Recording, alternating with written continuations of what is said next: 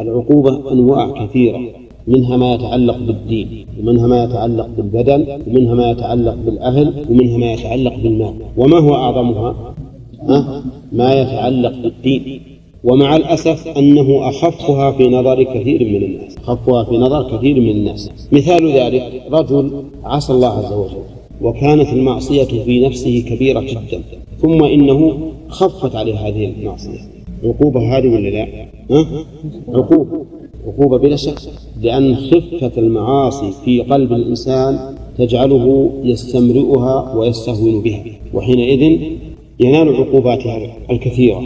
هذه من المصائب. كذلك أيضا تهاون الإنسان بترك الواجب من المصائب، عدم غيرته على حرمات الله من المصائب، عدم قيامه بالأمر بالمعروف والنهي عن المنكر من المصائب. هذه عقوبات ما أحد يفضل لها في الحقيقة.